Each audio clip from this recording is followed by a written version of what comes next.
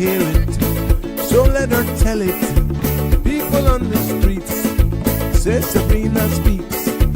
Tune into the show, she will let you know. Tell all your friends and family.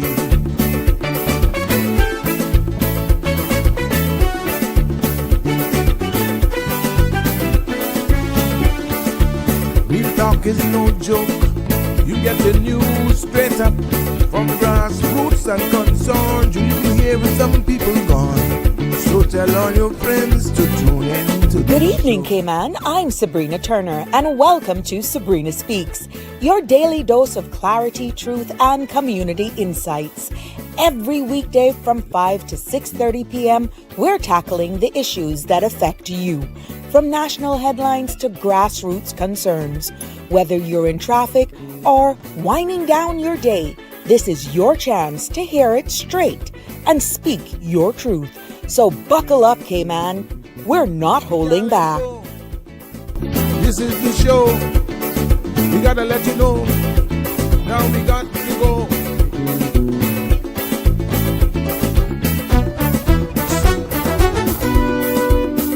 And now here's Sabrina. Well, good evening, everyone, and welcome to another. I hope I got my mic on here. Hold on. Whoops. That's not it. Let's go back here.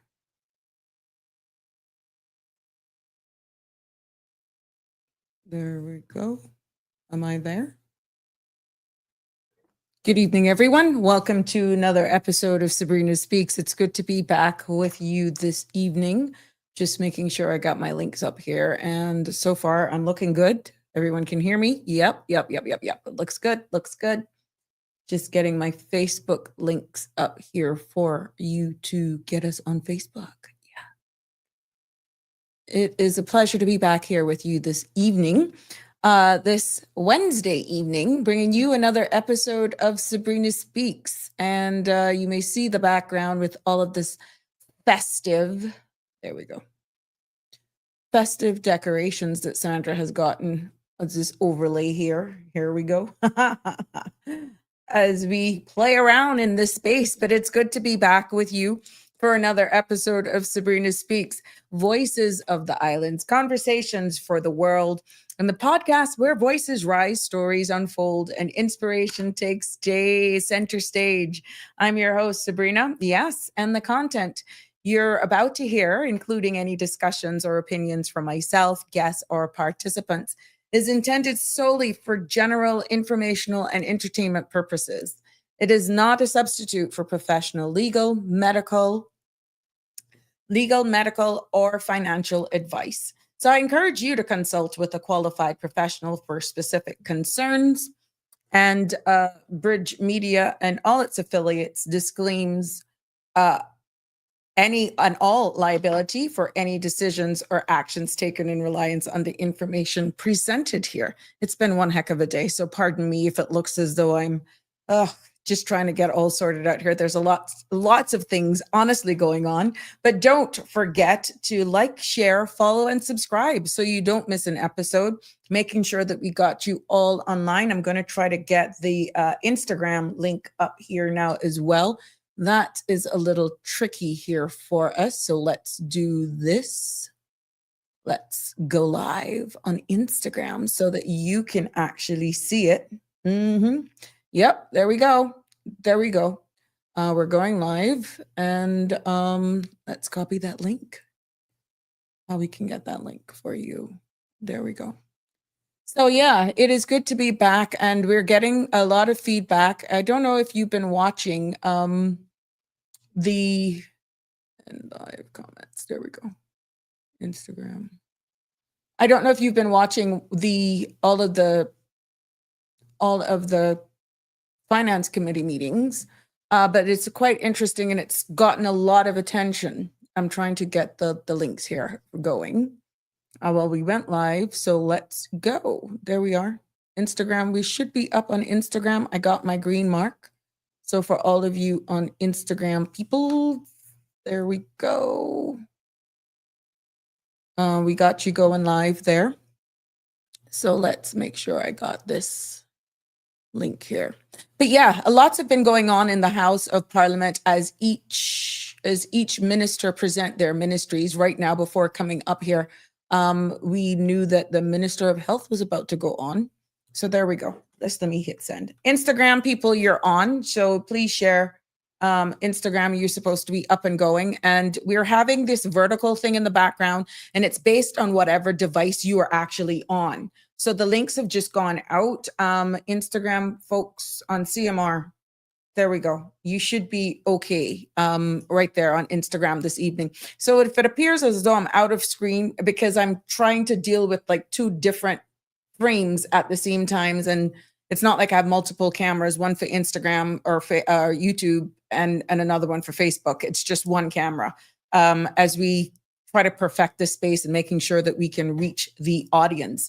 But yeah, it has been quite an interesting week so far.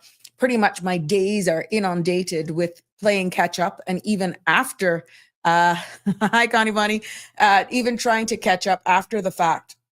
Like what happened last night, I was really just trying to catch up, and you got to process a lot of the stuff.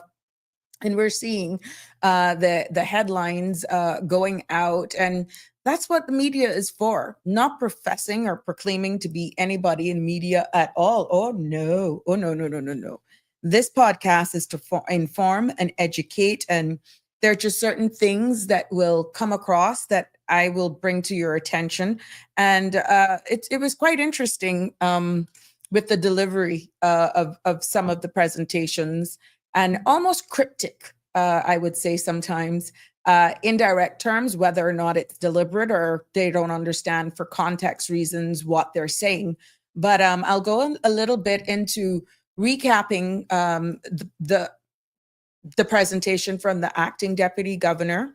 Ms. Gloria did a phenomenal job, as she normally does, of course, because that's important for the deliverables of this administration, how they're funded, how they're supported, how they're actually restructuring themselves. So I'll really summarize that for you.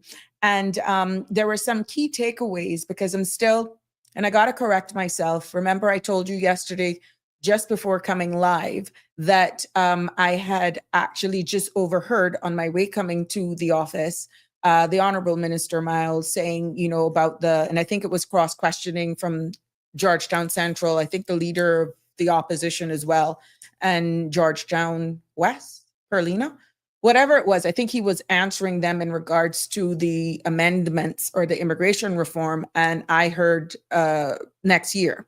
Well, I stand to be corrected, which I told you I was going to go back. In reviewing what was said, they will actually be debating what public consultations that ensued just before going to the House sometime in December. Okay. Now that part really looks at sham marriages and that sort of stuff, what we all have been crying for acquisition of Caymanian status, that element of it. And I think there's some bits about it as well in regards to work permits. Again, there's a lot to be absorbed and processed. What I'm saying is a lot of what discussions ensued was not contained in what was read. What statement was made did not provide the depth of understanding for the common citizen. So you really have to listen to all of the entire dialogue back and forth between the oppositions, and that is a total of almost 10 hours long. And you have to catch it in different bits and pieces to make it all come together. So in regards to some of the major changes, if the opposition did not ask specific questions, like I think Ms. Perlina had asked in regards to whether or not temporary work permits were going to be done away with, she got a direct answer that no, that was not the case, but better processes and stuff would actually be implemented. But before delving into that, going in even to the operational arm, I think it's best for me to just take my time this evening in a synopsis format in case you missed it, because there's a lot to be digest, even allegations of former politicians, which I'm seeing some of the comments now after CMR, actually did an article on it, that we were all, I have to say we, because as a former member of parliament, we were accused of, I guess, taking calls from constituents should they be aggrieved with a work permit decision or decisions of the work permit board. I can actually say that I do not fall into that as a former member of parliament.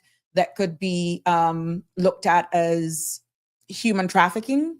I think that the minister spoke out of turn there, even though it was struck from the record for a number of reasons.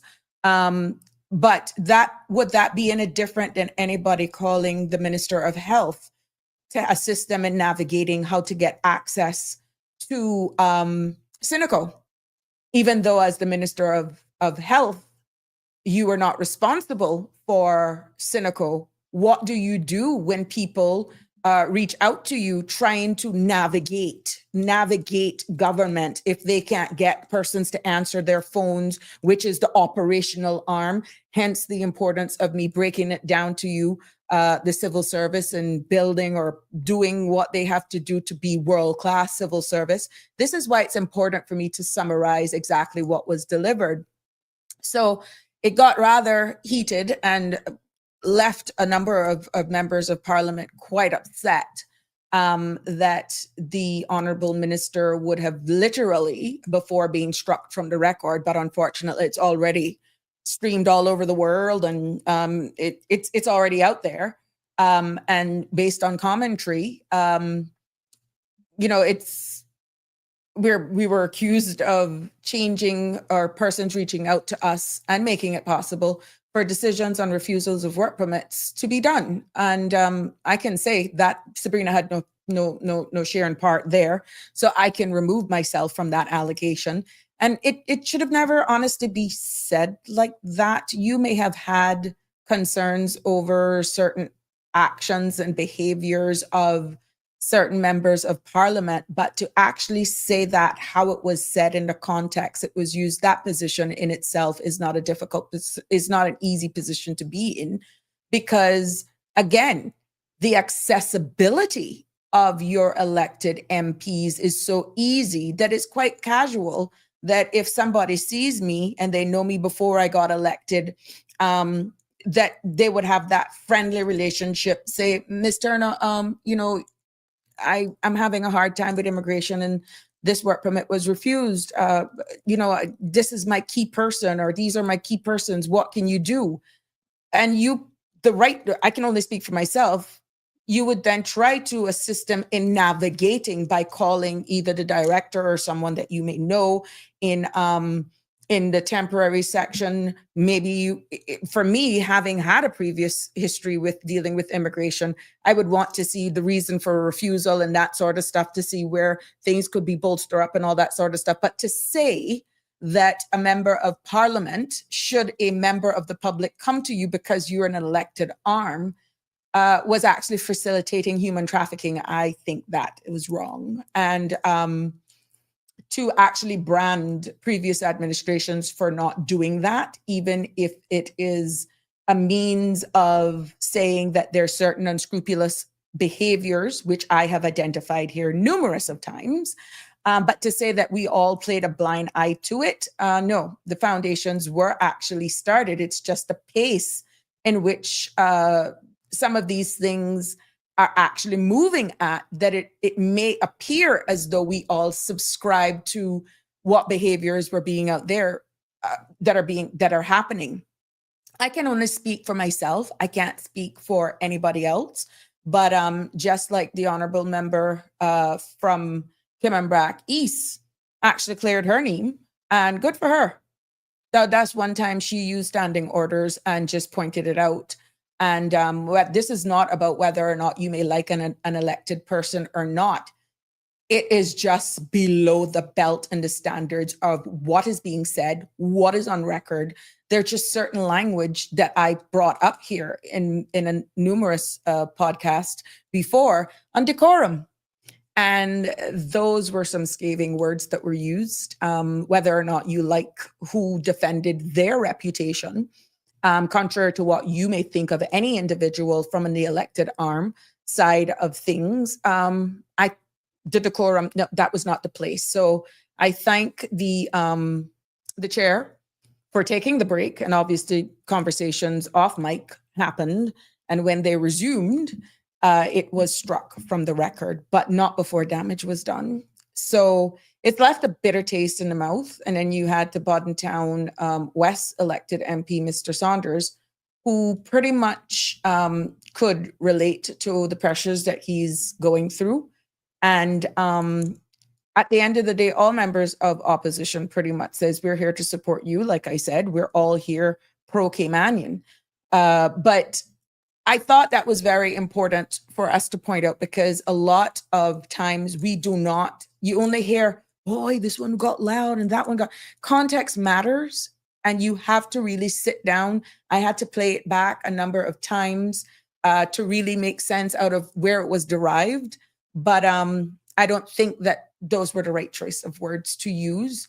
And some may say, well, if it's the truth, so what? I can't say that just using, I have to disagree with that, because not all elected MPs conducted themselves in that manner. And I am just here for the record, even though it was struck, it's already out there. And I was a part of a government who failed, for whatever reason, at the time that I was in cabinet, to move at a pace that the beginning of what we agreed to for immigration reform came to fruition. And we've actually saw and heard where also the member from Georgetown Central actually confirmed that, he applauded him for getting it this far and that it was started. Now, this is not about who bring what, who finish what. I think at the end of the day, it is important for all of us to continue. If a piece of work was started under, I don't care which administration it was that started it, if it's worth answering the will of the people and in the best interests of people in the country, that you continue. So I don't go into personalities and egos like that. And I think that's one of our biggest distractions right now. But yeah, before we get into and delve into it, please let me share with you what's going on, because I will try to play. It's long, let me tell you, it's long. And I'm not going to play the entire sitting. Oh my God, that's almost 10 hours. We don't have that amount of time, which is why I'm going to consolidate it and summarize some of the things. But some of the heated times for context where certain things happen, if it allows me. But I think we just need to clear the air there from what it is. But let's get into what our afternoon weather is all about. This evening's forecast, there's a slight chance of a few morning showers as moistures from a surface trough continues to linger across the Cayman Islands, after which mostly fair and breezy conditions with moderate to possible rough seas as high pressure system dominates the weather pattern. Now, the forecast for tonight calls for mostly clear skies with a 20% chance of showers. Temperatures will fall to the mid 70s. Winds will be east to northeast at 10 to 15 knots with higher seas. Seas will be moderate with wave heights of 3 to 5 feet. Now, tides call for, there was a low tide at 3:32 and a high tide is for 8:18 this evening. Tomorrow, there will be a low tide at 2:59 a.m. and a high tide at 10 a.m. Sunset is going to set this evening at 5:45 and sunrise tomorrow will be at 6:37. So again, another beautiful day here in the Cayman Islands. I must say, we're feeling the drop in temperatures. I see where there's going to be another cold blast coming across the U.S. I hope it comes lower down so that we can get some cooler temperatures. Yeah. Hey, Marshall, good evening. How are you? I know that was a long intro and all that sort of stuff, trying to recap, but I don't forget you guys. Thank you all for coming on board. Thank you for staying with me and for supporting me. Yeah, Connie, it's good to have you here coming in via YouTube. Miss Ethel, good afternoon to you, my love. Hope you're having a good day. From Costa Rica. ¿Qué pasó? How are you guys over there? It's good to have you comment, making me know exactly that we're reaching across the seas. And that's why when I actually say hi, it's around the world. Yeah, because we know we have you all joining in from all over the world, no matter whether you catch me live or you catch me after the fact. Thank you so much for your continued support. And it's good to have you here. Lots going on here. And I hope that you're enjoying what we're presenting here. Miss Barb, yep. It's good to have you. I gotta read your comment, but yeah, it is what it is. How are you? Miss Marjorie, you love Costa Rica? I've never been. Nope, I've never been. For some reason, when you see me travel, I like to go where it's cold and there's snow. And it's bad on me. I'm going to say it. I like wherever it's cold. And those are usually my choices. And if I'm going to go, but I want to go to Europe. I want to see what over there is like and just a way of life. But that's life has dished me this now. And I'm got to build this space and get back on my feet how I want to before I can say, this is where I'm going to go. That's where I'm going to go. It is what it is. I am here educating and informing exactly what we have to do here in this space. And for a reason, I'm not going to travel if it doesn't make sense, that I'm comfortable in a sense where mindset is concerned. So here I am, and I'm all at your disposal. Yep. I hope that you had a good time, Miss Marjorie, when you were there. But it's good to be back with you this afternoon. For those of you just joining us, please feel free to join in on the conversation. 936-8255 is the number to call to get involved, to participate. Give us your feedback on what you've been hearing. If you've been hearing, Minister of Health and Wellness and Sustainability, I think, is on right now. So I'm hoping with the questions being posed, that could be a long time as well, based on her trying to fund a particular line item that actually goes to pay Cineco. Line items as well that goes to fund public health, line items that goes for ambulance services, district clinics, also for overseas and local medical providers. For all of y'all who want to get those referrals, sometimes they're slowed because minister not paid a bill because it's not properly funded. And so it's all intertwined, but she's on right now. I will have to recap all of that post-show. I would have to do a summary in order to break it down for you, which is why I'm like a day behind. So a lot of the stuff that I'll catch during the day by memory, sometimes I regurgitate, which is why I thought the amendment to immigration reform was coming next year, but apparently it's in stages. But actually what was being proposed to cover sham marriages, that sort of stuff, and I think the point system and all that good stuff, they're going back to Parliament in December to debate that. And from what I heard, there are about 15 amendments that now is going to be made. And I guess those amendments to what was actually presented in the town hall meetings came about because of public feedback and engagement. What those amendments are, we don't know yet, but of course they will be shared, and those changes will be made on the floor of Parliament after it's presented. So whether or not you, the public, will be made aware in whatever reason, however, I don't know what those amendments will be post the public consultation feedback before actually being debated on the floor of Parliament. We don't know. And if that is the case, maybe they may do a town hall style meeting. Maybe they may come on different social media platforms or different shows and stuff to tell people what those 15 changes are. We don't know. So we'll just have to wait and allow the civil service arm, in collaboration with the minister, his caucus, and by ultimate the cabinet, to present what those 15 changes will be, possibly before it's being debated. So who to tell? Yes. So, Keith, all right. In England right now, enjoying the cold weather. Oh, nice, Keith. I bet you wish you had some of these 83 every now and again. But it's something different with the drop in climate. That it's crisp, it's fresh, it's different. It's hard to explain, but it's really, really different. And in compared to here, where it's a lot of humidity and that sort of stuff. So I like the crisp feel, to be honest. Here is Fuera vera gracias. Fuera vera. Vida. Pura vida. Gracias. De nada. That's what I can say. I know the gracias. I'm horrible with different languages, for the record. But yeah, another key takeaway before I go into where the vision of where we're headed for the civil service, aligning with the government's 2026 to 2028 strategic policy statement that was presented by the acting deputy governor.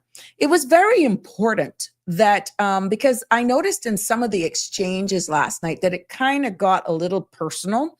And I can see where the chairman, honestly, role is really cut out for him, because he's not there chairing. He's there as also the Minister for Education, and he's also there as a member of caucus and cabinet, because he is a minister. And I could see where he made it quite clear. And again, this is cryptic messages. And sometimes things will go over people's heads and you don't understand it. But it is for me to actually to tell you this much. What was a good thing to take all or some of the heat off of the minister? When you cursing Honorable Michael Miles, he could not get that piece of bill on the floor of Parliament, which is why you got to understand how the process works. If every member of cabinet, every sitting cabinet minister, which is 8 of them, and support of his caucus, it would not have made it, or would not make it, unless everyone supported what is being presented. This is not a one-man show, okay? He is tasked with being responsible for the ministry, for the immigration reform, in consultation with his caucus colleagues, and that is also has to be approved in cabinet. Now, what that means is that at some point, even if there's any form of disagreement by how things are being presented, the robustness in which they're being pushed on, it could be pressure from certain industries, certain individuals. We have heard it here many a times, whether or not they comment. We know that they're listening to Sabrina Speaks. I know it. At the end of the day, it has to be approved in totality. And if you are aggrieved, meaning if you are a member of the 8 cabinet ministers that is aggrieved, do not agree, don't wholeheartedly support, you have to smile and wave, because that, my friends, is what you call collective responsibility. Okay? So at the end of the day, on a public scale of things, whether or not your elected MP may be a member of the sitting cabinet, and you say, wanna doing with all these fees? How these fees, and what do you mean it's not going to impact the small business? How could you just sit there and do that? You know what we're doing. That's not what we voted for. If that cabinet minister really, really is stronghold with the core cabinet, they have to just smooth it down and swallow really what they truly feel to protect the other 7 cabinet ministers. That, my friends, is collective responsibility. So if for whatever reason, some things that are being handed down doesn't meet or doesn't satisfy the masses, the public, or you feel that not enough time was given for consideration, yada, yada, yada. Collective responsibility, whether you can't say, well, boy, I said, yeah, but enough for me still. I didn't go for that. No, you can't. You can't. You can't. It's like the sinking of the Titanic. Collective responsibility is whatever decision, as difficult of a conversation it's going to be, y'all going down with it. And that's collective responsibility. Unless it is that bad, you decide to separate yourself from the cabinet, which means tendering your resignation. So everything that is going on right now, and I know for a fact that even though there are only a small hand of people that are vocal, the country is divided somewhat. They're a little bit scared. They want to take the chance and say, let's give them a chance. Boy, this is a little bit hard. The timing is something worth considering. But at the end of the day, it's a bit much, and some are a bit worried. And I'm not talking about work permit holders. I'm just remove that for right now. I'm talking about Caymanians. I'm talking about Caymanian businesses that are pro Caymanians, pro of surviving in their own country, pro of growing their business. But right now, what they're seeing with just a cost of operations, that you find that some of the smaller businesses will tend to actually do more of a one-man show. Because, for example, if I need a plumber, and I, of course, going to shop around for the best value. First of all, a plumber who is a one-man show may take a little longer to get there to you, but you'll get quality, and you know you don't have to question whether or not they're a plumber, and your work is going to be done satisfactorily. Versus a plumber that has 2 or 3 men along with them, who you think is going to be able to give you the best rate based on the scope of works that you have to do. The one-man show will give you the best rate because they don't have other employees around them, versus the one with 2 or 3 helping them with their business, because they have to cover the overheads. Now that 2 or 3 additional staff, I'm not going whether it's work permits or Caymanians or whatever. No, there's still an overhead cost with any employees. You have to pay their salary, you have to pay their pension, you have to pay their medical, and whether or not you get a job, be it Caymanian, permanent resident, spouse of Caymanians, whatever, or a work permit holder, come Friday or bi-weekly or monthly, however you decide to pay them, they are looking to get paid.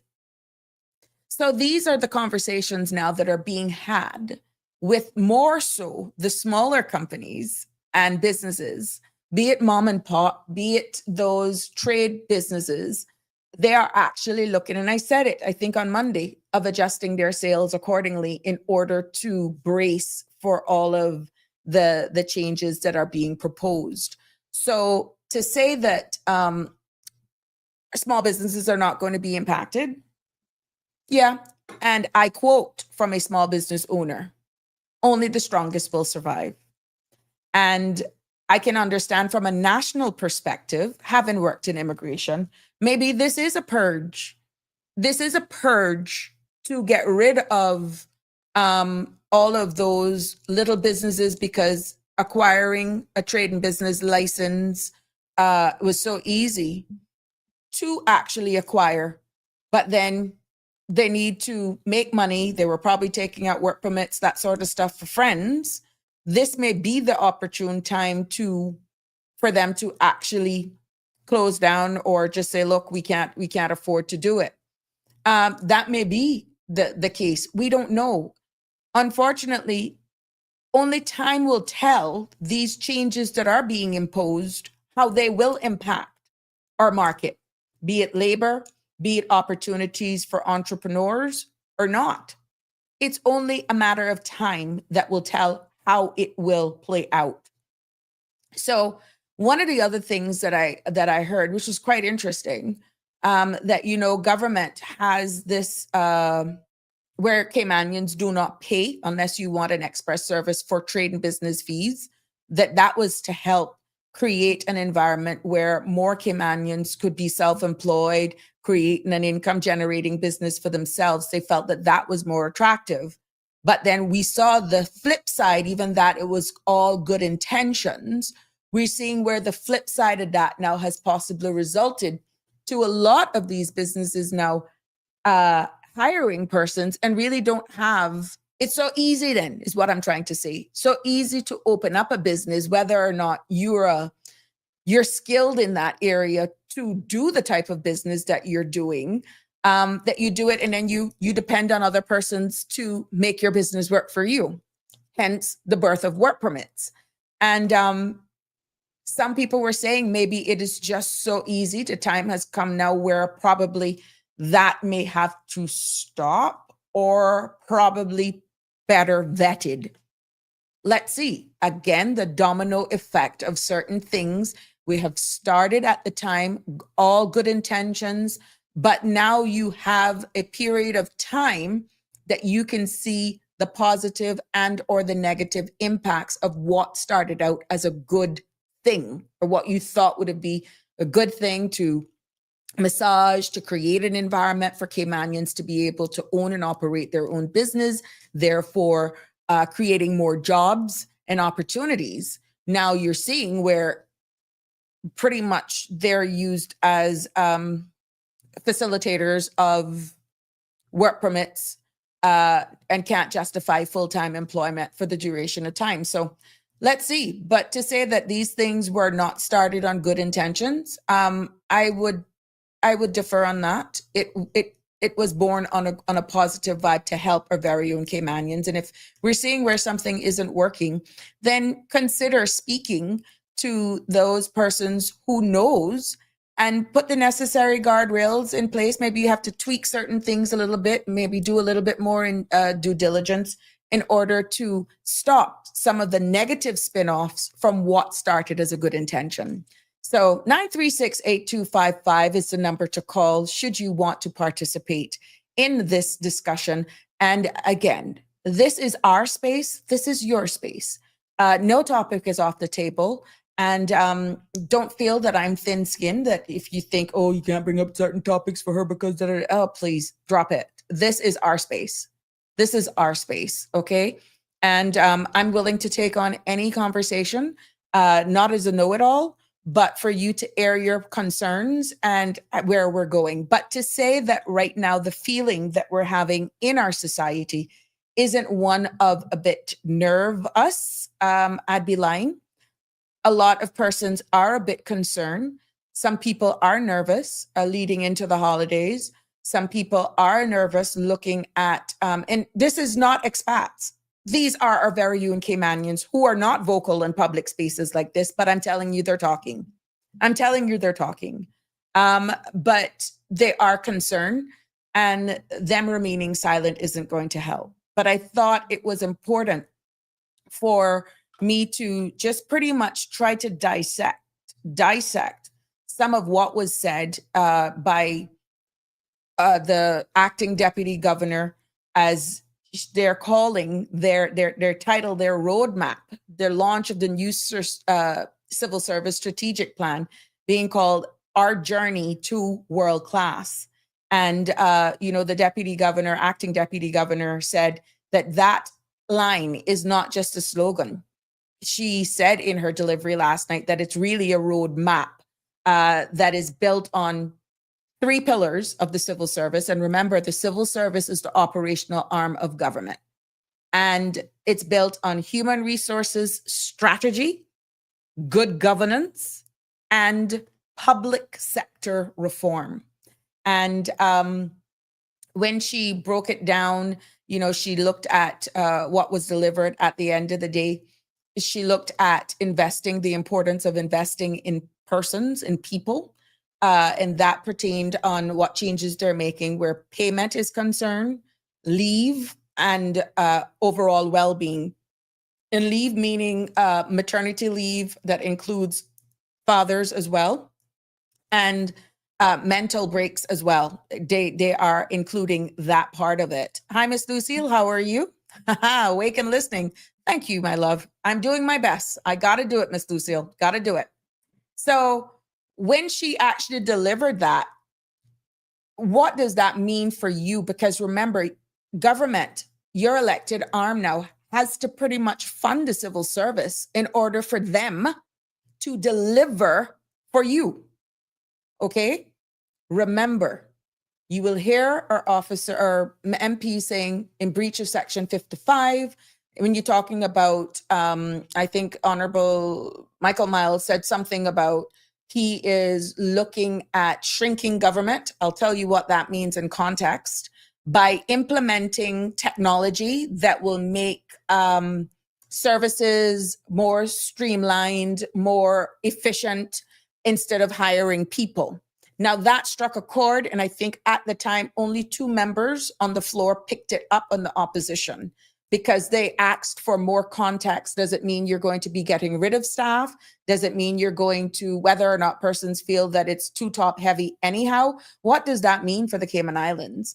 And I think even when he made reference to an Ernst & Young report, and what that report said about immigration, but that struck another chord as well. And that came to me personally, saying, but isn't that the same report that called for government to sell Cayman Airways, to sell Water Authority, to sell Radio Cayman?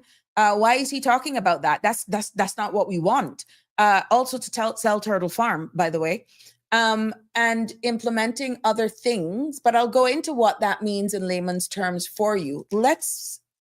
I said all of that because if the civil service is looking at investing in people, they also talked about modernizing how you track leave and all that sort of stuff, right? But let's take it in small pieces. I just want you to remember that shrinking of government. Remember that for context, been used in a political arena, because that term being used can come across, my love, in more ways than one. And what did not help using that term is when one aligned the term with the Ernst & Young report. So is the minister saying things that we were trying to avoid that will probably come to fruition, and it's being shrouded in, oh no, we're going to just make it more efficient, but then it poses a risk of downsizing, shaving, and possible civil servants could be out of a job? You got to read in between the lines. And the question was asked, and even though one tried to justify what one meant, it still went back to saying, the gentleman still went back into saying, we have to pretty much implement things and not hire more people. You be the judge of that. I'll see if I can find a clipping. So it's not me, but it's there. Okay. What is being said in by the deputy governor is that in 2025, the civil service got $20 million boost in pay. In 2025, the civil service got a $20 million boost in pay. That helps to attract Caymanian talent and keeps the best people where they belong, and that's serving the public. Meaning they can't compete with private sector if the salaries being offered by government is way less, even though the government is saddled, especially with core government, with 100% medical for every employee and their dependents under the age of 18, unless that child has special issues and will never be able to work, whatever, not going into down that rabbit hole. But it includes their partners and every child that is under the age of 18, right? And pension 100% is being paid by the government. That has to be funded. That has to be funded. So when you think of a civil service, let's say topping nearly 5,000 persons, yeah, for you to retain the best of the best, because then you're competing with private sector, that's what the deputy governor said validates that 20 million boost in pay. Okay. Now, they also looked at in 2025 parental leave. That leave got a major upgrade because where maternity leave is concerned, now 110 working days with 60 paid. And paternity leave is now 20 working days with 10 paid. So half and half. And they also piloted personal well-being days, a chance for staff to take care of their mental and physical health. Okay. Now, these are some of the things that the civil service implemented in 2025. And my dear, nice. Not seeing you live on IG. I did what I had to do. Thank you for letting me know that. That's a message, but it says I'm live. I'm seeing it as live on my side. Now, this isn't just policy. It's just first leadership, okay? That is just making sure that they're taking care of their staff.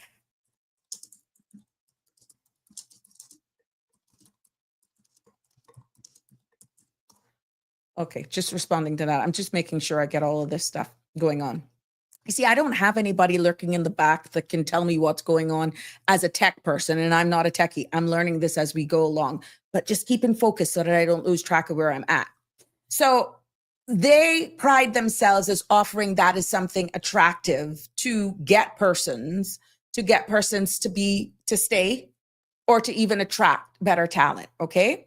Now, when you look at the civil service is serious about developing Caymanian into leaders. And once you're already in there, we had the MP from Georgetown Central was saying how he tried his best without falling afoul, without being in breach of interfering with Section 55, which is trying to handpick his people from his constituents to get job in the civil service. You just can't do that. You can't. Even though they would have to, if you get through, good for you. Good for you. But normally, by regular protocols, you as a minister just can't say, put this one here, put this one there. No, they by right should go through a transparent process, okay? And with them being able or hungry to develop Caymanians into leaders, their succession planning policy has key roles that will be then filled by Caymanians who are trained, monitored, and ready. And remember now, the civil service has a civil service college, and they are 16 Caymanians, the report that was delivered, received scholarships of master's degrees. Managers were getting certified in coachings to better support their staff. And then they also have emerging talent programs. Now that brings young Caymanians that are joined the civil service into government roles that is fully funded and no extra strain on the department. So this is where they're actually trying to formulate all of these things. And then again, at length, the deputy governor spoke at the Second Chance program, which is giving rehabilitated Caymanians a fresh start with dignity. And she reported in her delivery that there are now 12 now in full-time jobs. And that has also given a huge impact. Now, there are a lot of persons, I'm quite sure, that are saying, I wish I could get into government. How do I get in? Just look on their website, and it's jobs are appearing all the time. And when you look at what they're doing now, they're envisioning for 2026. They're looking at rolling out an executive dashboard, like real-time information for leaders to make sound decisions. And they're also going to be standardizing job descriptions across 14 families, making it easier or clearer for more flexibility, okay?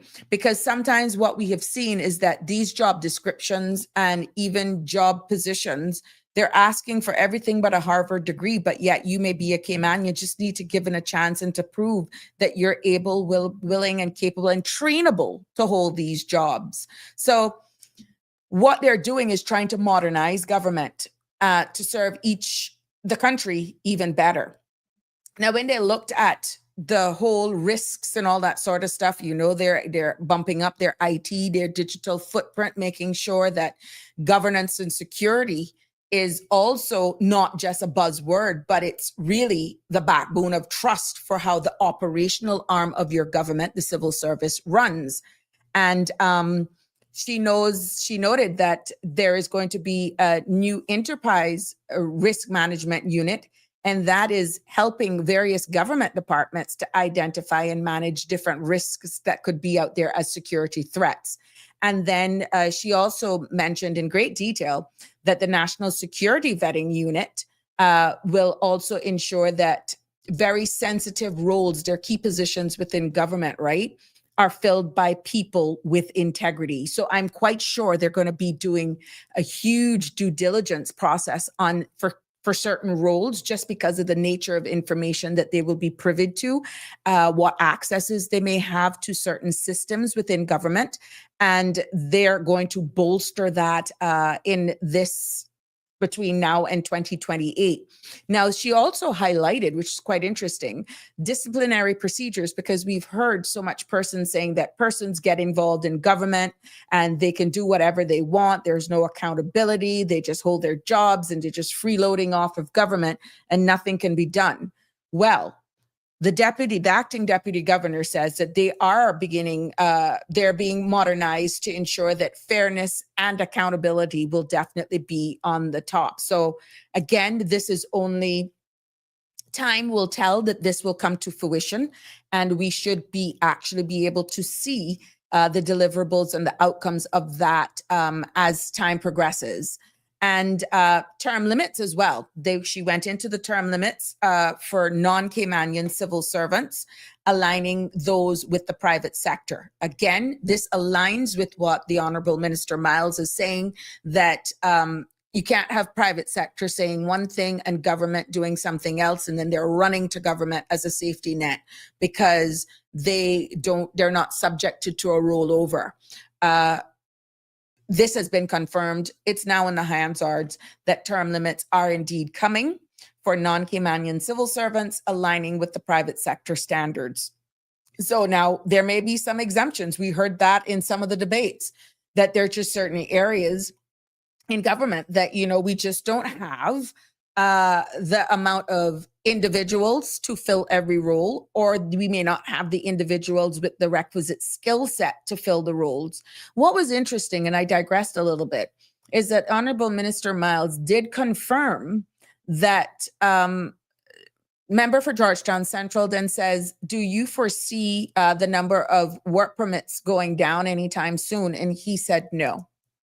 He actually says, as of January of 2026, it is estimated that the Cayman Islands will still have over 40,000 work permits based on a number, and I kind of hold on, yes.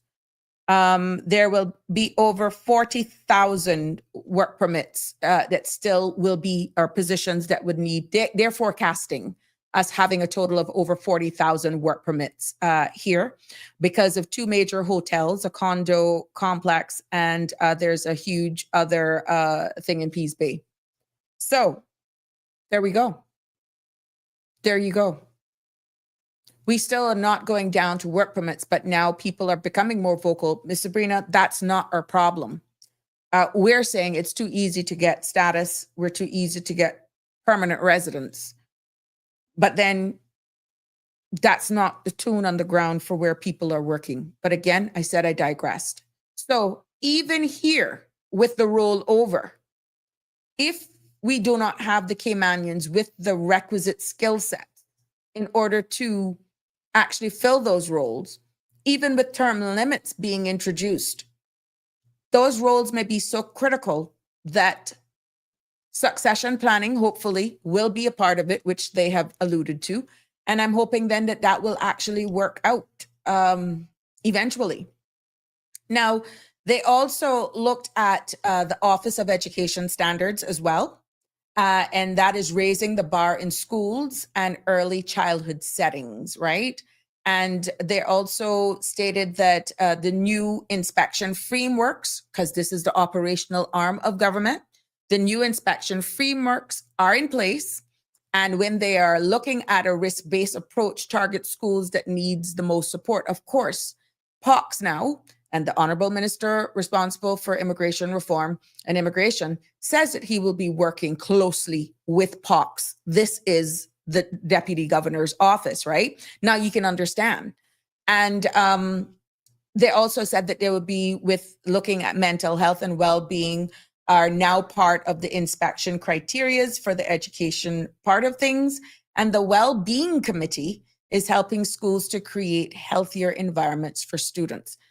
Again, because this is the operational arm of government, this is what they're going to actually roll out. So,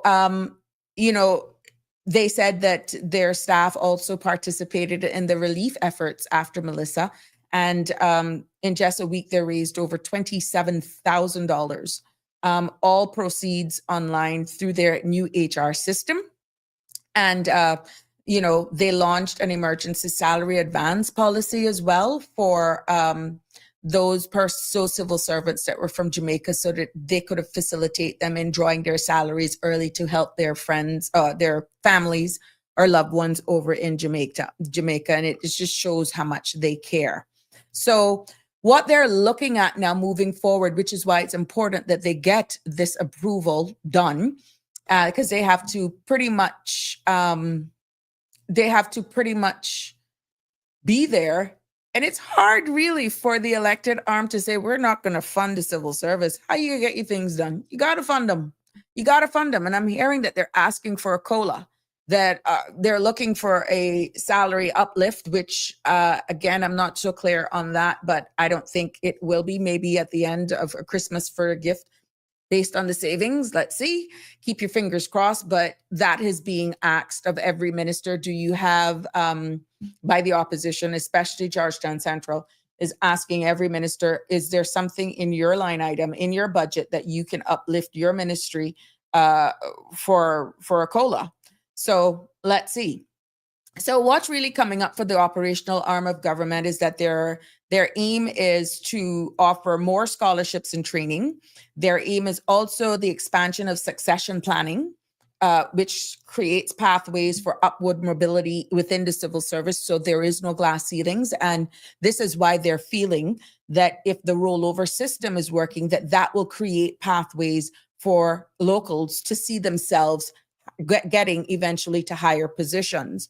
And then what's also in store is the performance-based reward system based on how you perform in your role, that you will be awarded accordingly, and streamlining disciplinary procedures. Now, if you're not performing, underperforming, just being an antagonist, just a waste of space and taking government's money, and their aim is to streamline disciplinary procedures that could possibly lead to you losing your job, okay? They're also going to do for enhanced dashboards for data tools and standardized job families for career mobility. Now, they're also going to be doing what is being proposed for stronger vetting and governance frameworks, as they said also. So it's all about what was being proposed. It's building the civil service that is modernized as well, but realistic, built on foundation of it being flexible, accountable, and aligned with the values of what makes us Cayman. Now, ladies and gentlemen, that largely depends on whether or not it will be delivered. Okay? Yes. Because it can't work if there's not together. And they both have to subscribe to this, and they have to do it from a united front. And they are committed to delivering for the government, as she stated, and for the Cayman Islands as a whole. So, she feels it is a blueprint for a better Cayman, but that all depends too on whether or not they will get the budget. And it would require then every civil servant pulling their weight in order to deliver for the people of the Cayman Islands. Keith, what are you saying? Every human being has a purpose in life, because what would we do without garbage men? Oh yeah, Keith, you are so right. Everyone has a purpose. And get a blocked up septic, make your AC go out, or in your case, a heater go out. You see how important that is to have them. So everyone has their place in this society, to be honest. We also saw yesterday that police was under the hot gun. And I know for a fact that there is a huge talk and concerns about community policing, which was profound with what the commissioner of police had to say in regards to community policing. And he said it goes back to every police officer is a community police officer. But in creating that department, you see what I told you at the beginning about trade and business? Even though the community policing division was started on a good premise, good intentions, what it appears to have created is that those police working in the community is almost looked at lower. And then that created some sort of segregation. And the commissioner reiterated that all police are actually community police officers. This was also cited by the member for Boddentown West that says that, I think, and I stand to be corrected, that he felt that that department was a disservice. He feels it was a disservice to the police because they may end up with a community officer that is not as strong as another one that's in another area. And it would be good to have a bunch of police officers, let's say for the Eastern District, instead of just one police in your area. But when you look at its budget briefing for 2026 to 2028, that amounted to $226 million over 3 years. And that is pretty much what's going to be on the books. $226 million for that alone, not just for police. Okay. That's the entire budget for the roads, Coast Guard. Remember, they have regiment now. And yeah, so that's the number that they're working with. So when you look at who falls under those with, this collaboration of law enforcement, border protection, even emergency service, that comes from traffic stops to even hurricane evacuations where we're looking at. And behind the scenes, there's a lot going on. Okay. So this is all about resilience, readiness, and definitely coordination. So right now, the breakdown for what is being proposed for 2026 is $74.3 million. And that will go for recruitment and digital tools. For 2027, $75.4 million for the new headquarters and community policing division. And, it was earmarked that the new police headquarters was going to be One Technology Square. That's there across from Rogelio's off of Sheridan Road and Eastern Avenue, right there where the supposedly not bus depot that has turned into a bus depot right there. And that's where the new headquarters was earmarked to be. And in 2028, $76.8 million for core operations. Now, is this enough? What do you think? Is it too much? And what is the return investment? Now, yeah, that is the breakdown. And this is why it takes a lot of time for me to just dissect a lot of these things to make sure that I can deliver it and is spot on for you. Now, the real question is, though, can they deliver on what they promise? This is by no means questioning. This is just a fact. Because what happens is that if they're not able to deliver, but the money is still absorbed, where is the value for money? Okay. Where is the value for money is what people are saying. All right. But we got to make this government work. We got to give them a chance. Let's say by June, July, August, because remember, these funds are not going to kick in until the 1st of January. And it all depends on what they're wanting to do. We know the onboarding process can take some time. and all that sort of stuff. Our population growth right now is more than 20,000 residents, and community police. And when we're talking about their priorities, they only had 10 officers and they're aiming for 21 more. And that was explained that the 21 may not have been enough. And that's where the conversation ensued that all police officers are community officers. So they want to get 21 for community policing. And they're going to be looking at their priorities for more Caymanian succession planning in that department. They're looking at bolstering up their financial crime and cyber crime capabilities as well. That's going to need software. You're going to need persons who are good at coding and all that sort of stuff. They're also going to be looking at beefing up their traffic enforcement and road safety initiatives and digital transformation. That as well. They're also going to be beefing up with these monies, firearms response readiness, and of course, Georgetown headquarters construction. So that's a little bit mixed because, like we said, it was supposed to be earmarked, be it a temporary location or what. Are they going to be building a new place? Where is that? Has the place been identified? There we go. So it's a long list, but every item in this case, when it comes to policing and our security, matters. But some really are more urgent than others, right? So when you look at just being able to deliver at pace, you got to do procurement processes and all that sort of stuff.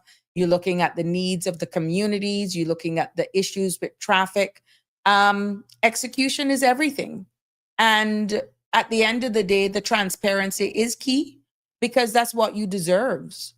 So at the end of the day, some of the biggest challenges in delivering these plans will actually fall on timelines for deliverables, whether or not they will be delivered, and so forth. So at the end of the day, we have to just leave it to the operational arm to make sure that they can deliver. And what was unique with the commissioner of police is that he holds multiple roles. He's not only the commissioner of police, he's also the chief officer for police, the chief officer for the Coast Guard as well. And questions and concerns were born on whether or not, he was biased in how he was able to manage, let's say, the regiment Coast Guard without putting the lion's share on police. And he answered the question and the concern that was posed, that he pretty much has all faith in the leader of the Coast Guard and the regiment and any other departments that fall under him, and he supports them. And they're quite capable of doing it. So that doesn't hinge or impinge or impede on his decision making. So it's very interesting, the unique role that the commissioner of police has, not only being the commissioner of police, but also serving as his own chief officer. So maybe that's something that they can look at as well for the future. So let's see. But you're looking at that whole department of policing. How much money do they have for the garbage dump? That was being presented, Keith.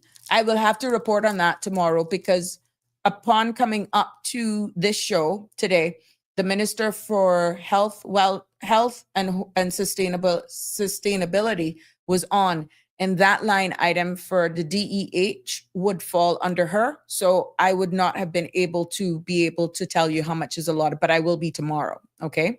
What they actually say in their statements is not necessarily the line by line item. So I would literally have to listen to hear when they get to that output, which is the line by line item for DEH, and then for the explanations and the questions that could be asked by the opposition.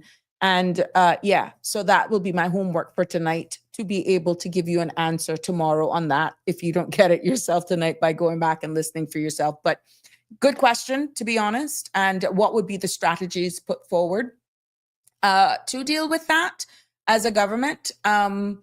this is where you kept hearing members of the opposition saying that if ministers were allowed to deliver their statements like what they're doing now before they actually present their appropriations, maybe less questions would have been asked and the public would be more informed. But they're trying a new style this time.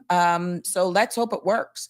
But we're seeing where it's taking a little bit longer. There's a lot more leeway being given to members of the opposition to ask probing questions that would go on much longer than is going on much longer because ministers did not make statements prior to. And they still ended up somewhat doing what is called a hybrid. I guess people would look at it as a hybrid, explaining exactly what they're going to be delivered, which is what I'm trying to consolidate now from the commissioner and from the deputy governor. The Minister of Tourism was on as well today, and I can do a synopsis of what is in store for tourism, again, in brief synopsis tomorrow. But it's not easy, to be honest, in the time frame to just take out action items, because by no means am I criticizing.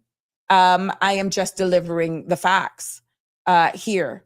But what complicated for those of you who are more interested in, which I'm going to get into, the shrinking government for those of you who joined us, who is just joining us. A lot of what questions are ensued or the discussions that are being had is after the statements are given and during each appropriation for a specific output or deliverable, then the opposition asks questions that, my friends, cannot be delivered in a speech, which is what I think the chairman was saying. The details in which the opposition was asking for, you don't get that in a speech. You don't get that in a debate. But if they had spoken, it would have saved a lot of times for some of the questions that are being asked now. So all they have done is transferred two sets of questions into one sitting and then forced to make a decision at the same time with little to no room for the general public to ask questions of their members of parliament should something not sit well. And that's the only difference that I'm seeing here, okay? Now, we saw where the term shrinking government was used by the honorable minister responsible for immigration. And even though one tried to use, it's not a term that would be used by the average person, but given the nature and the climate that we're in right now, people are actually measuring every word that is being said. And they're in the position to go under scrutiny. That is the role. And the term shrinking government doesn't really mean in layman's terms in an elected government. It isn't the same, right? It is not one and same. When you're using it in a government context, in everyday language, when people talk about, let's say, shrinking government, in the context of an elected government, it's totally different. What it could actually signal is possibly reducing the size and role of government. Okay? You can be the judge of that for all you want. Now, that means cutting back on how many things government does. It could also mean or manages or even controls, right? That's reducing the size and role of government. Shrinking government could also imply, in a subtle way, lower government to assist in government spending, which we always say there's so much wastage, yada, yada, yada, okay? And that could imply spending less money on public programs, services, or guess what? Staff. Remember, a big thing was these school lunches, how much it's eating up, and no more free meals. And a number of things in regards to funding and making up the shortfall for even Cayman Airways and all that sort of stuff. When you use the context, shrinking government, it could also imply you're aligning, you're posturing yourself to addressing and lowering government spending by whatever means. It could also mean reducing bureaucracy. We've heard many a times that there's so much red tape. But again, in this format and putting it all together, that could mean having fewer government departments, fewer government agencies, and even fewer civil servants. Okay? Shrinking of government in the context in which it was used could also be signaling shifting of responsibilities that government now has. It could actually imply moving certain tasks from government to private businesses. It could mean moving certain tasks from governments to charities or actual individuals. For example, it could probably signal privatizing services like utilities and possibly healthcare. Yeah. So when it was questioned that only 2 persons from the opposition picked up on it, and I think the signal went off when he made reference to a particular report for making immigration more effective, that was a trigger to say, oh boy, it coming. But let's put it into an example. Imagine the government is like a big house manager who cooks, cleans, pays bills, and let's say organizes everything for the family. In the context of government, shrinking government is like saying, we don't want the manager to do all that work anymore. So let's just have them pay the bills while the family members or outside helpers take care of the cooking and the cleaning. That's pretty much in layman's terms what it's saying. So what we're seeing is that shrinking government may actually save money. It could actually reduce waste. It could give people more freedom to free up more times to be more effective in certain roles, streamlining that ultimately service persons who are accessing government service would be more efficient. But on the critical side of things, it can actually weaken public service. It can actually leave vulnerable people without support. And it can also put too much power in private sector hands. In short form, when that term, not used by everyday persons unless you're positioning yourself accordingly, and only time will tell if this becomes a reality, that could mean shrinking of government, could mean, well, cutting back the government size, cutting back government spending, cutting back government's responsibilities. So it leaves less. Do you think then it would leave less or leaves more citizens or the private sector?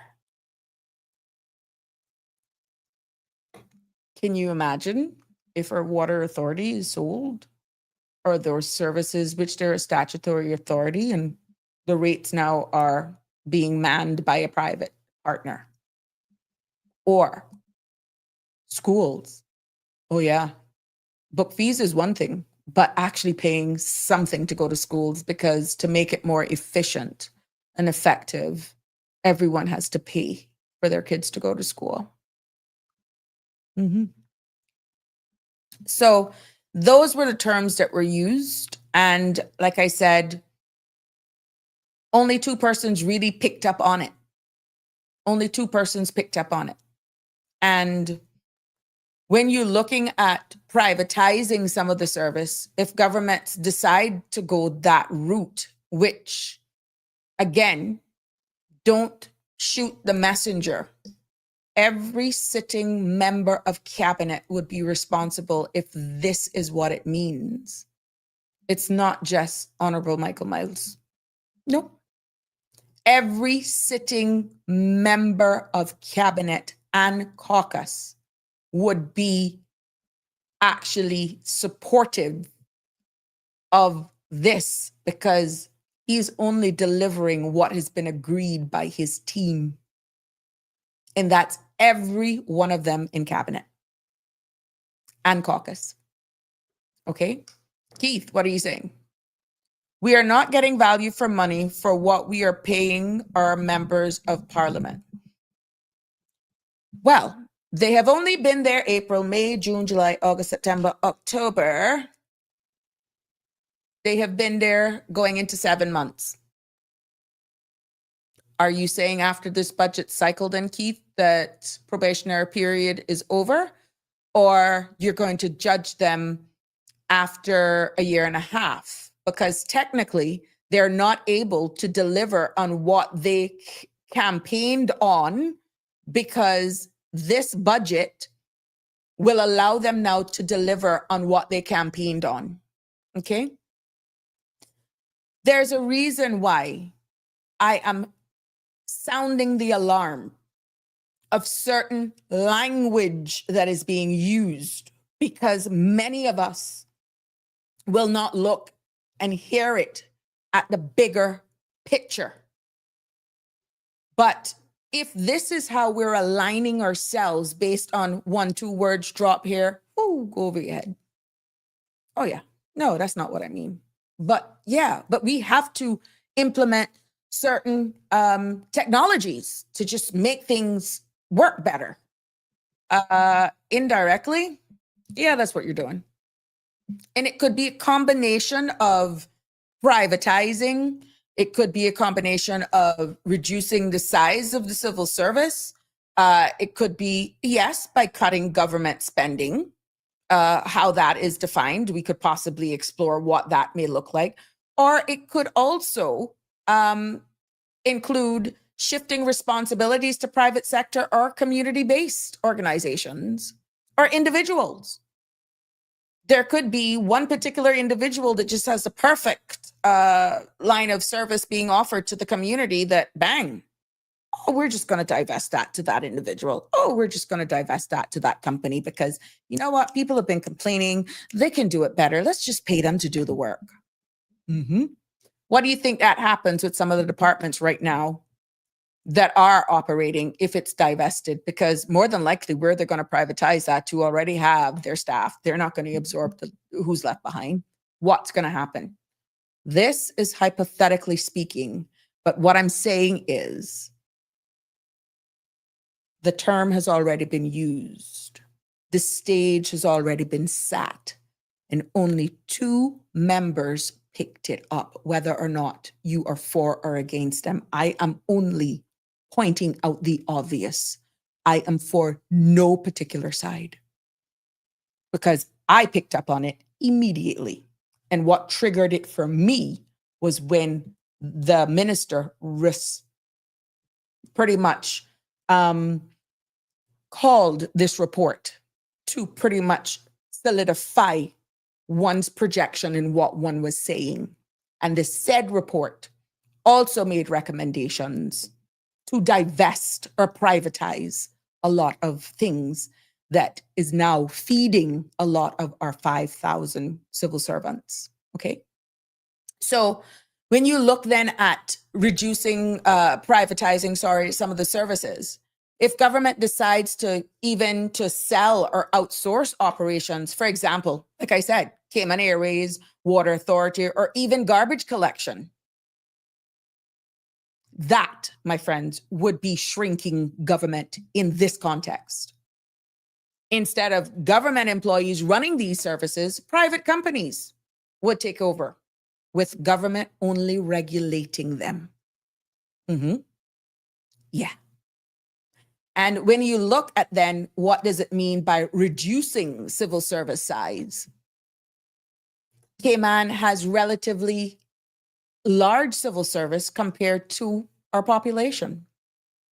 And the term used, shrinking government, could mean exactly what I alluded to earlier on, cutting back on the number of public sector jobs, merging departments, making positions redundant, or limiting new hires. We realized that there was a hiring freeze. And only the top of the top could get in now. For specialist skills, they're not adequately available by locals. So there you go. It's creating a space for not one of us because we're not equipped. We're not skilled to hold certain key roles. For example, combining overlapping agencies like merging regulatory boards to reduce duplication of efforts. We heard the importance of cross collaboration and decisions now having to be made by the Department of Work or Immigration, that information sharing now have to partner with RCIPs, with various other organizations. Yeah, because they need to get people employed now. It's not me saying it. It's the choice of words being used and really what it equates when it's used in this format. This is what it is aligning to. I'm only highlighting it to you. You may get persons you may get a more efficient service, but it could possibly cause for a loss of jobs. And when you have amalgamations and all that sort of stuff, of course, you're going to have some persons falling away because you're not going to need the numbers. I'm just leaving this for food for thought because the term was used and was supported by the deliverer, who was, again, in some contexts, supported because one would not have been able to deliver that without the support of one's colleagues. So when I said the shrinking of government could also include cutting government spending, freedom of speaking the truth and nothing but the truth, so help me God, I hope you know. I've been trying, Keith, God knows. I have been all the time trying to do it here. But sometimes we have to slow down because there's a lot of noise. There's a lot of noise. And you don't get it until it's too late. But I am telling you, how one is being postured and the choice of words being used, we are positioning for that term to be used. I can't see it anyhow else. And when you look into cutting government spending, if the government even reduced subsidiaries for certain programs, let's say, and this has been pointed out by members of opposition, you sure that's enough money for that? What about this sports program? What about the pool? What about that? What about that? Guys, the opposition is onto it. But because we cannot see beyond the person and we're missing the message, we're missing to how the questions are being asked because you're only fixated on the individual for whatever reason you don't like them. You're missing the forest for the trees. You're missing it. When you're talking about that, some of the things that could be impacted by this is sports development or even cultural grants, and asking private sponsors or NGOs to fill the gap for you. That's shrinking government. Similarly, like scaling back on overseas scholarships and leaving more of the cost to families or private institutions. based on the MOUs that the government said, deal with that. We can't fool with that. No. We got 16 people just dealing with, of course, I'm just pulling numbers out of the air. We may have 16 people dealing with scholarships. Oh, it's just too much. Oh, this particular firm has an entire department that'll make it so much easier. Let's pay them to do it. Yeah. We call for efficiency. We cuss them. Take one again.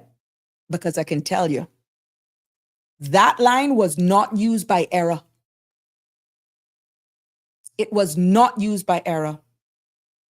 And I will encourage everyone to go back and watch yesterday's. Don't take it from me. Go back and watch it. Now that I've broken it down to you, and I will keep repeating, only 2 members of the oppositions really caught it. But because we're into more personalities and bad minds and feelings, you miss the forest for the trees. So why should this matter to every Cayman, Ian, and to Cayman? Our government is one of the largest employers on this island, and the term of shrinking government would directly affect jobs. It would affect livelihoods and the balance between public and private sector. It also, my friend, could change how Caymanians experience services, because there could be less direct government involvement, but more reliance on private companies or community groups to offer the service.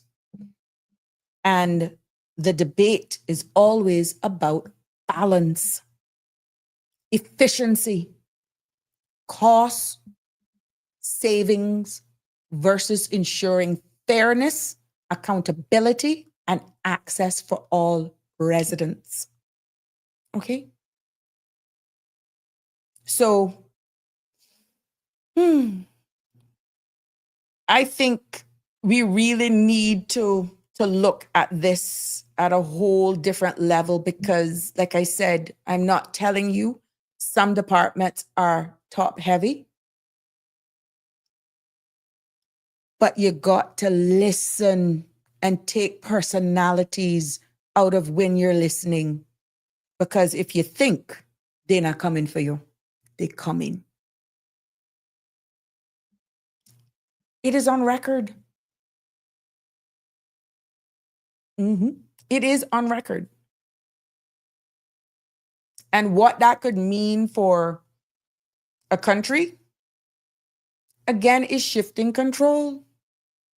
Shifting control, changing accountability, and even altering access and costs. Services may become more efficient, but often it could come with more expense and less equitable since private firms are prioritizing profit.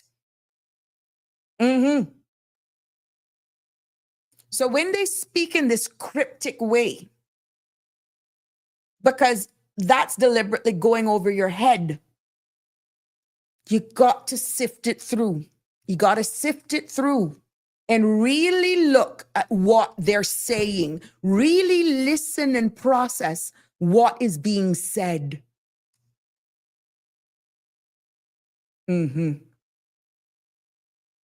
all of you, let's not forget the importance of transparency.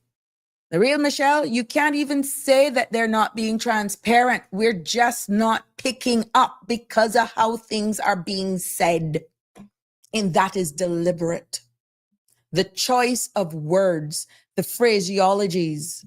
And then when questions are being asked, we stand up like a rattlesnake. How dare you? Those are ingredients for exactly what you're asking for, real Michelle. Transparency. And when they speak in a cryptic tone and realize one or two, that is not the majority, has caught on to something, and because of decorum in the floor in the House of Parliament has to be adhered to, that, my friends, it many times serves as a distraction from really what is being said. Mm-hmm. It's called a distraction. Yes.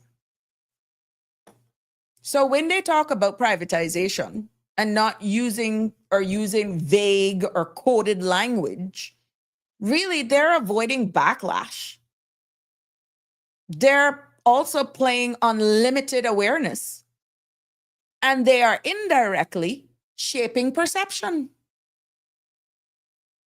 Mhm. Avoiding backlash, meaning they may fear that citizens will resist to hear privatization, so they use a different term. Again, only 2 persons picked up on it. I'm not gonna get tired of hearing me saying that. There's a reason why I'm saying it. So they use term like public-private partnership, modernization, efficiency reforms. You know what that means? Privatization. Mhm. And playing on limited awareness, if the public isn't fully informed about privatization and what it entails, our members of parliament can frame it as harmless or even beneficial without explaining the trade-offs, because you suck it up. You take it line, hook, and sinker. Keith, I know civil servants don't have freedom of speech. They have a way of speaking. Keith, they do have a way of speaking. They do have a way of speaking, Keith. Trust me, they do. But they don't. I understand exactly what you're saying. Okay. But they have to survive also in that environment. They too, right now, are being subjected to this cryptic message. And now you're going to appreciate them for slowing certain things down if you catch the message of today's episode of Sabrina Speaks. There is a message. And again, in this cryptic way of speaking, when I said it's shaping perception, what I mean by that is by controlling the language, guys, they control exactly how you think about policy. And for example, saying reducing government's burden sounds positive, right?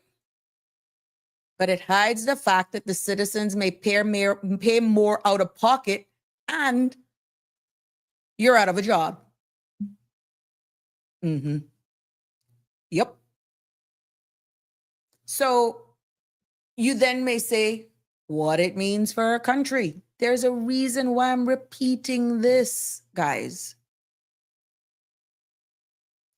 Democratic risk, economic shifts, there's also social impacts, and there's trust erosion. Mm-hmm. What do you mean by democratic risk, Sabrina? Break it down for me. I mean, when I say democratic risk, that citizens they're not in the positions to make informed choices if policies are hidden behind the big words, the terminologies, the cryptic way, the jargon that is being used. This, my friends, weakens accountability. When I talk about economic shifts, this for the country, I'm speaking about wealth and power move from public hands to private sector cooperation, often foreign owned, in small economies, just like our very own. Are you following me?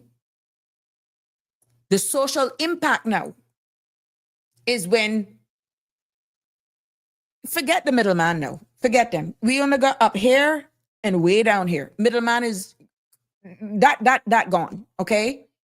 But vulnerable groups may lose access to what was once affordable services, deepening inequality.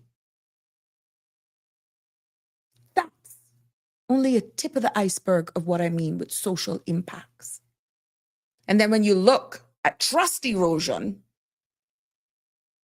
long after the fact, when you wake up and realize what it really meant, it can fuel disengagement from politics and cynicism. Like, you don't even want to hear it. It's like, ugh, yeah. But the sad part is, and I go in here today, even though I can feel it just like everybody else on this island. If certain things continue on the trajectory that they're on, everyone who took what they were giving out for their vote, Wagacy, that's what you get. There is nothing called a free lunch. And if they can buy you, they can surely sell you. A lot of you are going to be quiet when realities will make their head. But remember, as long as I'm allowed to have a space, to have a mic, and to have a camera, once I see it, I will remind you. And I will be the first to say, I'm wrong. But I am telling you this. I am telling you this with what I am seeing, with the terminology that I have been hearing. If you can be bought, they have the right to sell you. And for all of y'all who took what they were given for the vote, bang, this is what that means. You cannot open your mouth because I know a lot of you have a conscience. You can't complain one bit because you crossed over. You have no one else to blame. And when they speak in a language now that isn't the same language that they used to buy you, and it take people like myself and many a times people like Sandra to pull the curtain back to show you, I ain't got nothing to lose. I'm just here being nonpartisan, objective. But what I am seeing, the cryptic talk is what is fooling a lot of you. And that, my friends, that was the first time I heard it so blatant. And only 2 members from the opposition picked it up. So when you hear government leaders talk about efficiency or partnerships without saying the word privatization, they're asking us to accept big changes without full clarity. And you can't say a word. Because remember, you took what they were giving. You took what they gave you. You can't say a word. And for us as a jurisdiction, the Cayman Islands, you've already heard by the January 2026, over 40,000 work permits are still going to be up for grabs. And that's going to increase, my brothers and sisters. It's going to increase. But what it really means on the big grand of scheme of things, it could mean shifting control to services we rely on every day into private hands. The danger isn't just the policy. It's the way in which it's being communicated. And they're very crafty. who is the messenger. And sometimes our egos get the upper hand of us, and we do not understand that we're tightening the noose around our necks every time we're used as the messenger. And if citizens aren't given the full picture, how can we hold our leaders accountable for decisions that affect our future? But the sad thing is, we can't even hold them accountable because a lot of you not picking up on the messages, because a lot of y'all fail to see it because you're only based on a leader, on a certain color. Stay there. Because I could tell you one thing. If the trajectory doesn't change, all of us will actually, all of us, every last one of us is going to be feeling this. You have to not only listen, and if it makes it easier, which for me it does, close your eyes. Close your eyes, but listen. If you can't take the sight of some of them that you can't stand so much, because I know that's it, why only 2 members picked up on what was being said. Close your eyes, but listen to what is being said. I close my eyes many times, but I want to hear what they're saying. Because I have to process it. I have to process it. And when you listen to modernization, streamlining, efficiency, the only word they're not using is privatization. Because at the end of the day, it's the bottom line that's being impacted, right? Yeah. At the end of the day, it's the bottom line that's being impacted. But what's the price? If they can buy you, they can sell you. And when they buy you, you think you're bad? Run your mouth. Run your mouth. Maybe you got a contract. Maybe you're getting contracts. But some of them work permit fees, the filing fees, isn't prejudicial to non-Caymanians. They're gonna hit you. And if you're married to a foreign national, it looked like they're penalizing you now for coming to marrying Caymanians because they're good marriages. $3,000 now. Oh, yeah.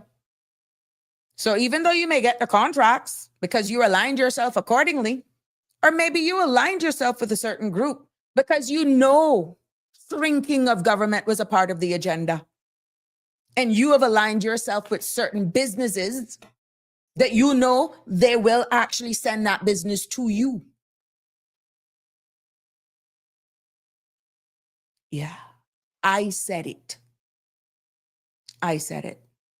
But I'm only putting context to what was delivered on the floor of Parliament. That is not an everyday phrase that is used. And I am telling you, it was validated by some of the examples shared and the exact words that I use here today. If you listen, you will hear those very same words being used. But the word that is not being used is privatization. Financial services and the legal industry bring in significant revenue with the focus on fees. Some amendments were too technical for the public, so we're emailed. Emailed. I meant typo. The government thinks the people stupid. Real Michelle, thank you for clarifying that. I can really tell you the truth. The government know that the people are not stupid. The government know that the people are gullible. The government knows that you only have a handful of persons that could actually dissect, but only a molecule, a fraction of a percent is willing to speak publicly on it. So why fair? Why fair? Why should you have any fear? Our people are not stupid. Trust me, the real Michelle. But I think a lot of them, when it starts to hit them, they're going to be in shock that they're not going to be able to speak. They're going to be embarrassed because somewhere under freedom of information, you're going to see where some of them are milking the grave of treen. And a lot of them are going to go silent because they're benefiting from this real shrinking of government and what it means in truth. So when you say efficiency or modernization, this is what I need to be asking. Do you mean privatization? No, man, that's not what we mean. You think we could do that? Can you state plainly? These are some of the questions you need to ask. If services will possibly be sold or outsourced, and hold them to their answer. Don't forget what he's saying. And then when it comes to possibly the impact on everyday citizens, if government really steps back, then who will guarantee what Caymanians, especially the vulnerable civil servants ourselves who are working in here that were just recently hired or not in senior manager positions or nearing retirement age, but still got, things to deal with. They may be even offering eventually early packages. We don't know. Will prices go up for ordinary families should and if one's private companies take over? Now, I tell you what. Some may say Sabrina is just fair-mongering. I didn't use the term. And I didn't solidify what I meant. Everything that I'm saying right here is extrapolated from what was said. But only 2 persons from the opposition picked up on it. Because when it comes to accountability right now, citizens can hold elected officials accountable for public service. If those services are privatized, who then would you be holding accountable? Shareholders or the government? Real Michelle, I do not think our people are stupid. Please don't misunderstand me. I mean, Caymanians has, trusted their expert leaders. People around the world. No, I didn't say you were. I was just actually confirming they're not. Our people aren't, not to say that you were calling them stupid. Yeah, it's just a figure of speech. So yeah, thanks. People around the world are losing trust in government. And this is what we're seeing: fatigue.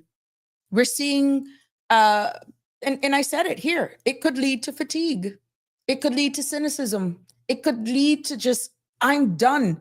This was my last hope. Really?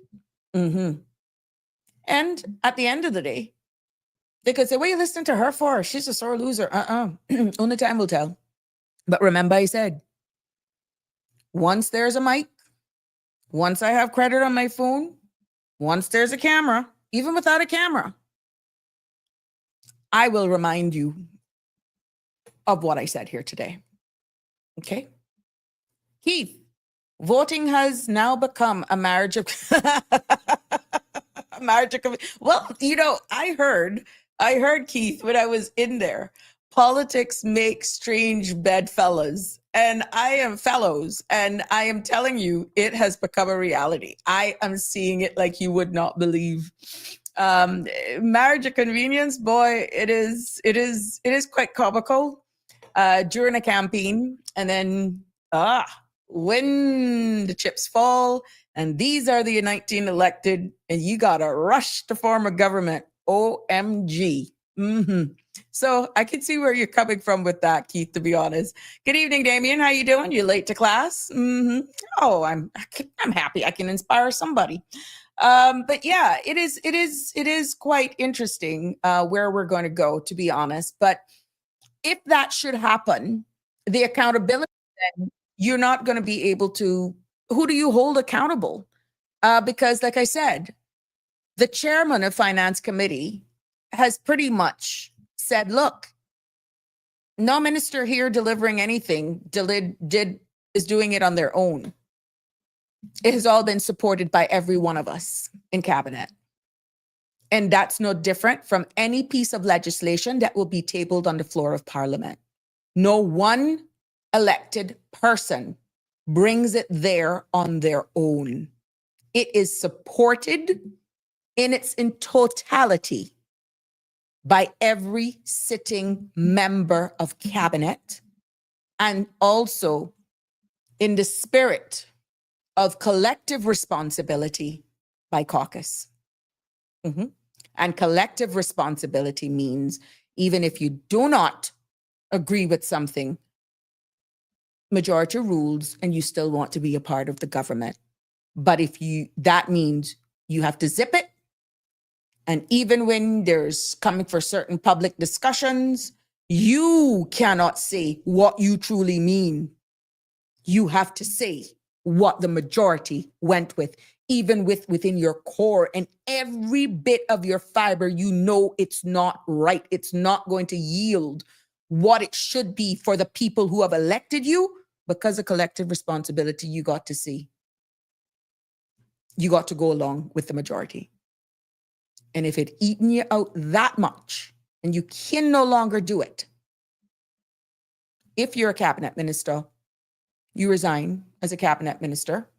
If you're a member, not a cabinet minister, then you walk the aisle.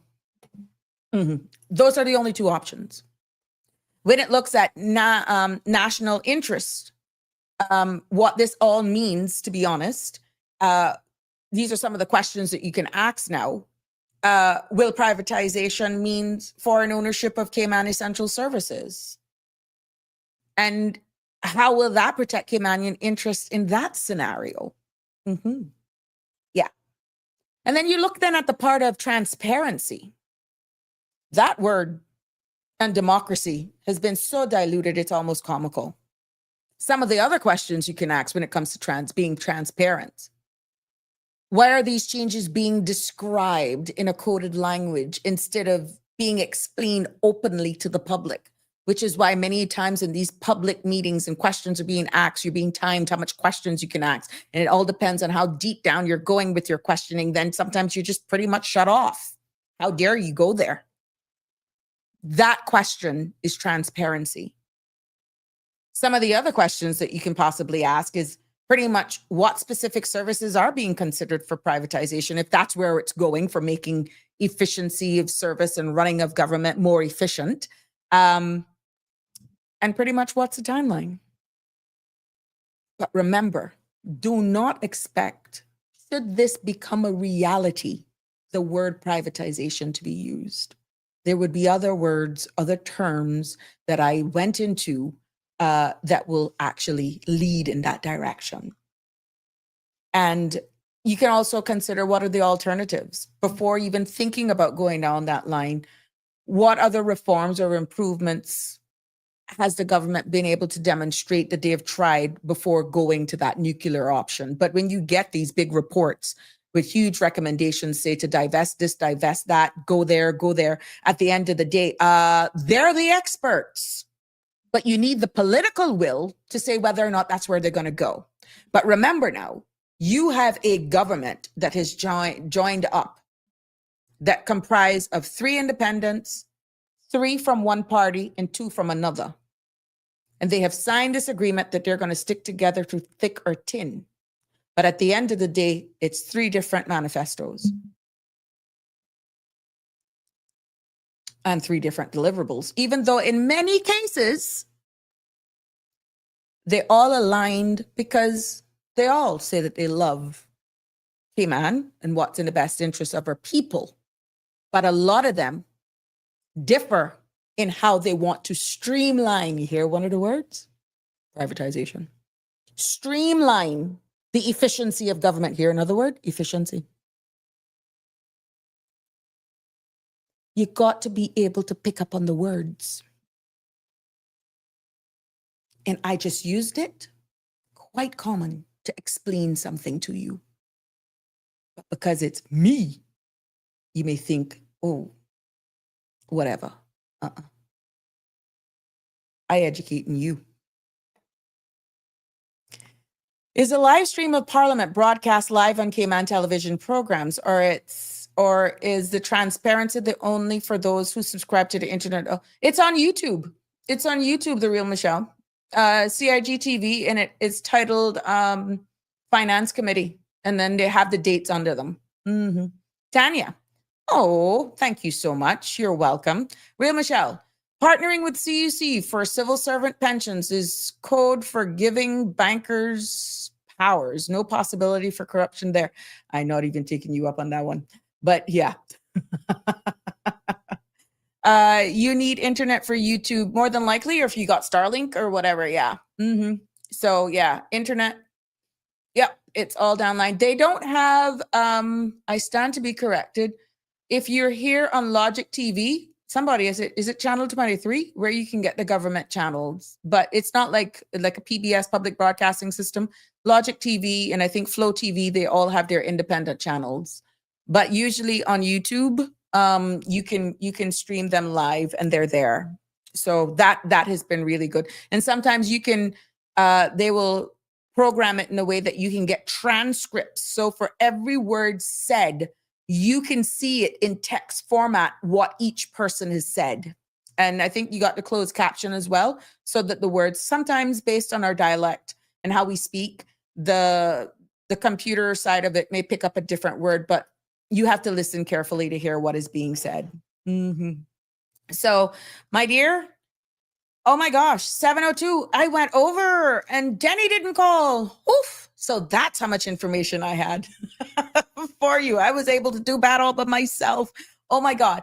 Well, I'm hoping that you were also informed, educated as well this evening. And you're more than welcome about what I had to share. But again, it's for you to do your due diligence as well, ladies and gentlemen. Just go. Yesterday was the 18th of November.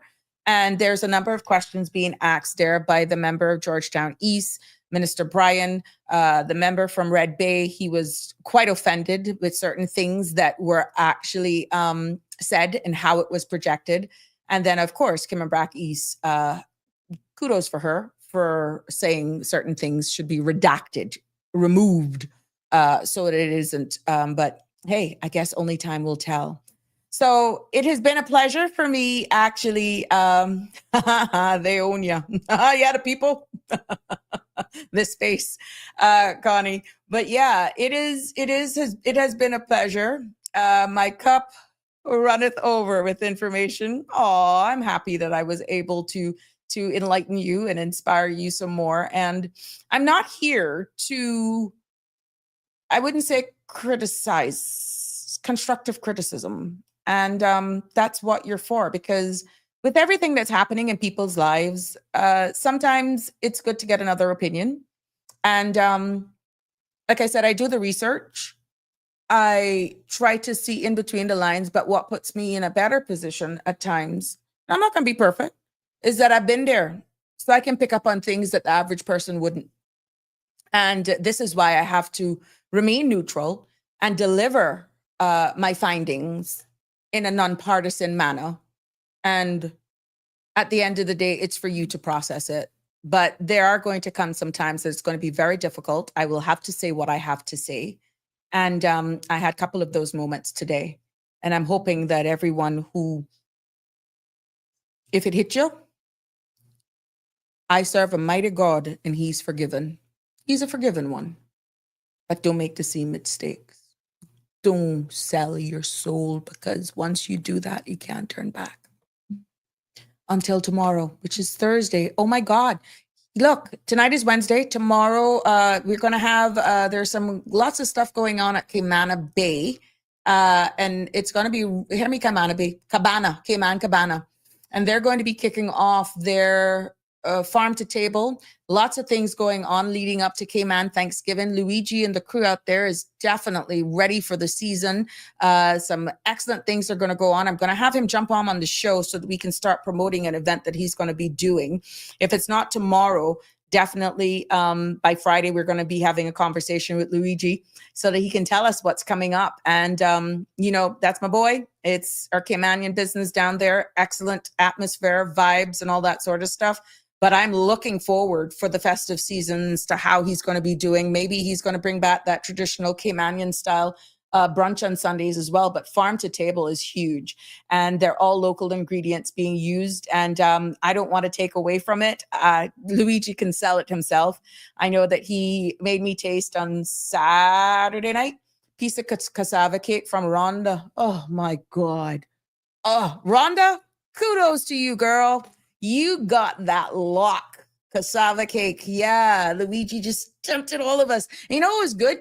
He gave everybody around the bar that night and everybody visiting that cake. And it was good that we had true Caymanians there. When I say true Caymanians, like real Caymanians, not please don't misread me. But what I'm saying, for us who knew what heavy cake was good, was supposed to be, we were samplers, and it was good. But Rhonda, kudos to you, and thank you, Luigi, for supporting another local and being able to share that with us. But I'm going to have Luigi on, letting us know what's going on down there, and hopefully over the holidays, maybe you all can just put the family together and do a farm to table night, and whatever good things he has coming on store, bringing families together on Saturday nights again, bringing back a long awaited for event to tell us more. But it was a pleasure. It has been a pleasure educating and inspiring and motivating you with this another edition of Sabrina Speaks. Please be safe on the roads. Thank you to all our persons on the front line in our uniform service. And for you, each and every one of you who continues to show up and support me even after I go live. I see the numbers. I thank you. And even more, to all of my haters, I love you lots. I love everybody. You keep me motivated and inspired. Until tomorrow, God bless and have a good evening. That's a wrap for today's edition of Sabrina Speaks. Thank you for tuning in and for being part of the conversation. Remember, the dialogue doesn't stop here. Stay engaged, stay informed, and most importantly, stay empowered. We'll be back tomorrow at 5 p.m., same time, same place, right here on CMR TV and radio, where your voice matters and your truth is heard. Until then, K-Man, take care of yourself and each other. That's it for today's edition of Sabrina Speaks, where your voice matters, your story counts, and your truth is always welcome. Join us weekdays from 5 until 6:30 p.m. right here on CMR TV as we dive into the topics that matter most to you. Catch the show live or on demand at cmrtv.com. And don't forget to follow us on Facebook, YouTube, and Instagram so you never miss a moment. Until next time, stay informed, stay engaged, and always speak your truth.